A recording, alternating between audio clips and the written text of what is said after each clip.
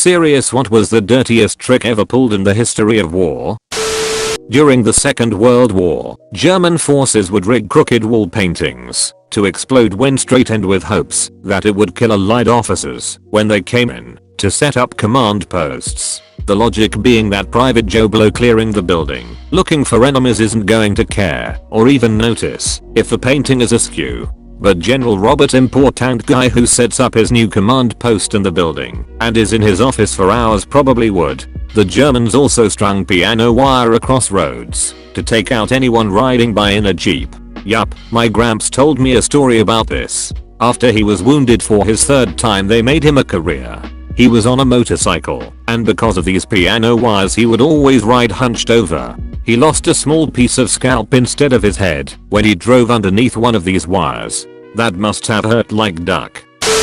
When Timur the Lame was about to attack the city of Sivas, he promised the 3,000 Christian Armenian Sepahis that he would not shed any of their blood if they surrendered. They did, and, true to his word, he had them all buried alive. Damn, he really out here being true to his word.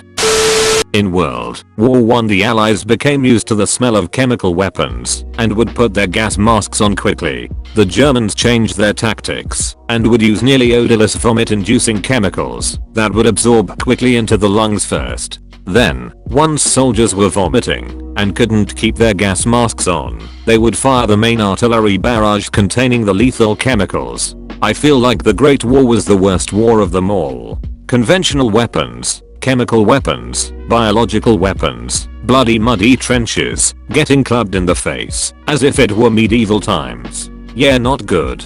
All wars following have been more about ideologies and principles. Not saying wars since have been any better or worse, but at least World War II had a reason to fight Germany. The disregard for your own troops is also pretty unreal. Commanders expected heavy losses and planned for human barrages to lead to mass loss of life. Mix in the sheer lack of modern medicine and it's a show. Barbaric tactics with near medieval medicine.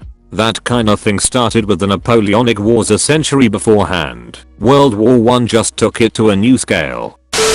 The actor George Sanders found out that his friend, David Niven, was very chummy with Winston Churchill during the war. He asked Niven to give the Prime Minister a note detailing his idea for a new bomb that the RAF could drop on German cities. It would be exactly the same as all the old bombs, except it would have a wind-activated siren attached to it. So when the bombs dropped, the German civilian population hiding in shelters would hear the siren, think that the all clear was being sounded and come out, just as the bombs hit. Niven didn't say how. Churchill took the idea. Many bombs during World War II on both sides had implemented whistles due to the well-known demoralizing effect it has.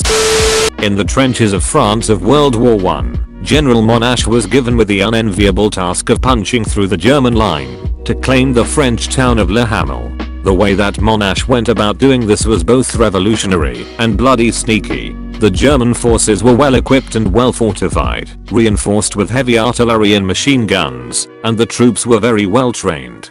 Faced by these odds, Monash began to condition the German forces. Every day at dawn, he would let loose a barrage of smoke bombs followed by mustard gas canisters. The Germans, following their training, would equip themselves with gas masks which protected them. Monash kept up this bombardment for 2 weeks, and soon the Germans became accustomed to the pattern of attack and would immediately don their gas masks and hunker down at the first sign of smoke. But on the dawn of the 4th of July, the smoke bombs were not followed by gas, but by the Australians. The German gas masks protected them from mustard gas and smoke, but they also vastly impeded their vision, hearing, and ability to communicate with the noise of the battle and the obscuring smoke. They were deaf and blind on the battlefield, and to make things worse, this was not an unprotected infantry massed attack, but a creeping barrage supported by a division of tanks, heavy artillery, and aircraft. The tanks protected the vulnerable infantry, and the artillery and aircraft prevented the Germans from effectively deploying anti-tank measures.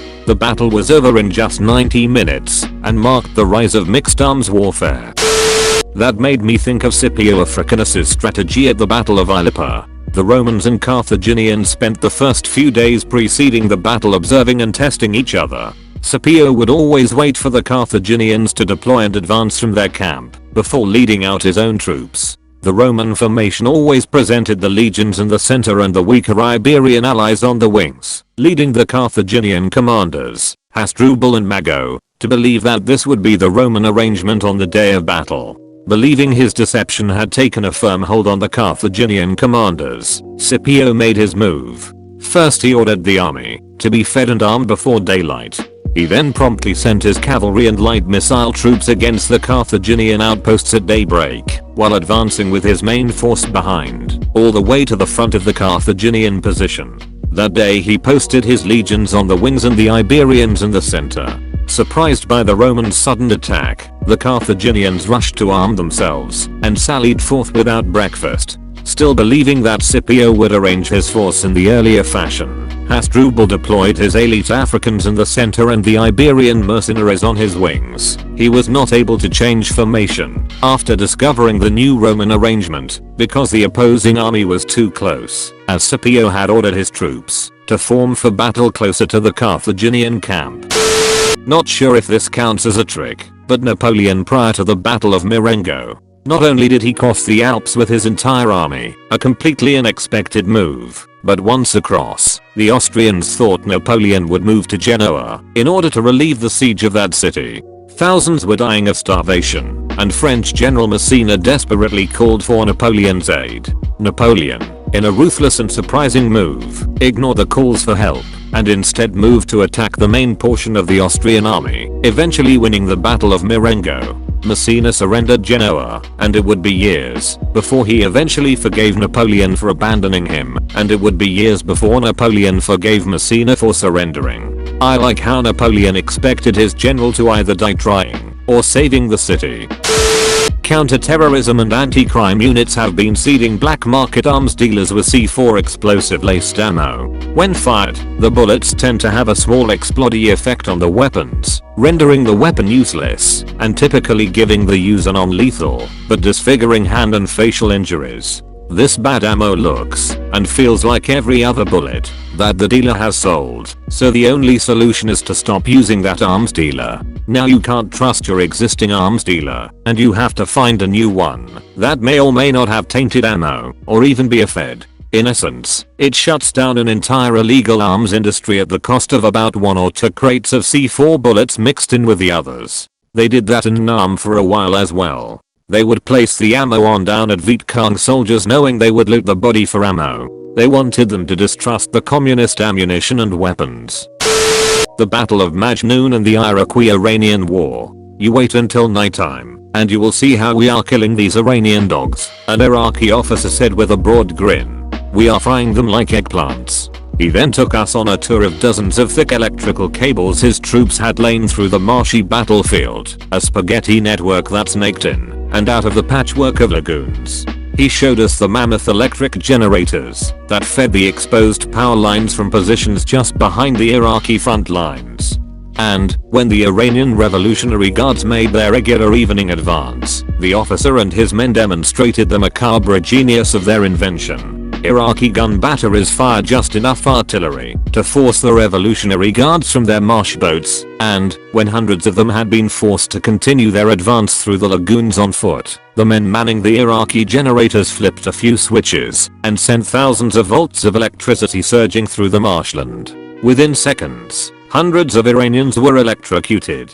This occurred nightly. Between this, human wave attacks involving children, to charge positions and clear minefields, and chemical weapons attacks on civilians, the Iran-Iraq war was pretty ducked up. Before the Battle of Yorktown, US Civil War, Confederate General Magruder was able to convince McClellan that he had 40,000 troops manning his defenses, rather than his actual force of approximately 10,000. He found a point in the defenses where he knew his troops would be observed and counted, and marched them past that point several times. McClellan had approximately 120,000 troops and superior artillery, but like always, hesitated to attack even with superior numbers. He also thought that another general was approaching with 60,000 men, close to the actual number, and didn't want to attack Magruder's 40,000 and be hit by the 60,000 as well, so he waited for his own reinforcement and more reconnaissance. If he had attacked Magruder, he would have overwhelmed him and been able to prepare for Johnston's arrival. Instead, he waited to attack until Magruder's forces were reinforced. Johnston arrived and added even more troops, and the Confederates were eventually able to slip away from the battle with only 300 casualties. Magruder marched troops in a circle past his enemies, making 10,000 men look like 40,000, causing the cautious McClellan to hesitate and waste the opportunity. There's a prevailing sentiment that, if McClellan wasn't so cautious, the Civil War could have been won in 1861. His waiting and retreating, and not pursuing retreats, to prevent casualties had the South time to mobilize and present a strong military threat, instead of cutting through them like the hot knife they were through the South's proverbial butter. His refusal to attack and sustain high casualties in his own army over a shorter period of time led to the rise of Grant. Hoss's entire plan was to sustain high casualties until the South collapsed economically. Dirtiest trick that was conceived, but not used, was British scientists formulating a plan of dropping anthrax-laced linseed cakes into cattle fields as a bionuke of sorts once it worked up the food chain. After initial experiments destroyed pretty much all life on the island they used, they decided that possibly killing off everything in continental Europe probably wasn't a good idea. According to the wiki, the government didn't plan on even cleaning the test island up until a group of scientists dropped off contaminated soil at a military research facility and threatened to make further drops in order to ensure the rapid loss of indifference of the government and the equally rapid education of the general public. Terrorism wins again. But the threat was issued in 1981, and cleanup didn't start until 1986. I clean up chemical/biological spills and soil for a living, and while this is a bit long, it's not that unusual for a multi-million job like that would have been.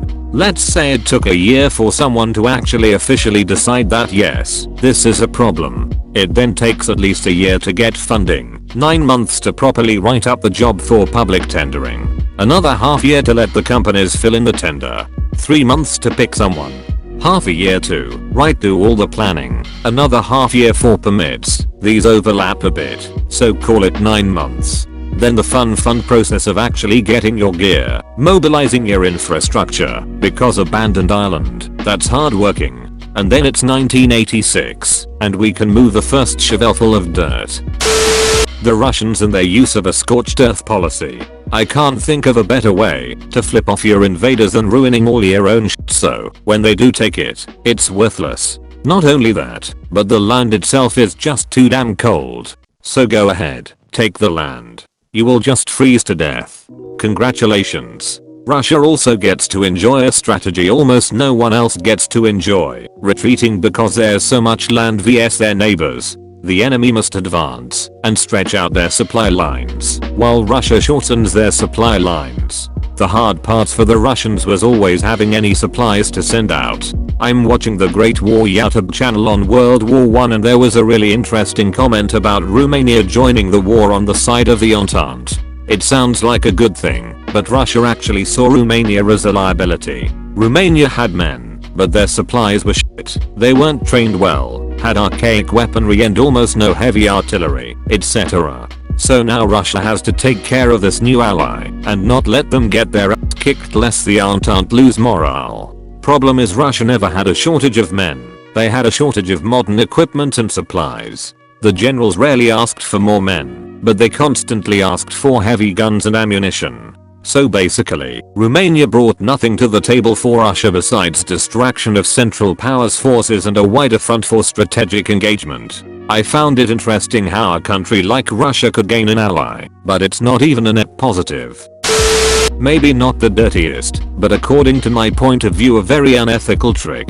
Near the end of the Great War, Italy and Austria signed a contract of peace on the 3rd November 1918. The Austrians thought that the contract was valid from the moment the signature was written, but in fact the contract became valid on the several days after the 3rd of November. But the Austrian troops have already started to travel back home, thus South Tyrol was unprotected.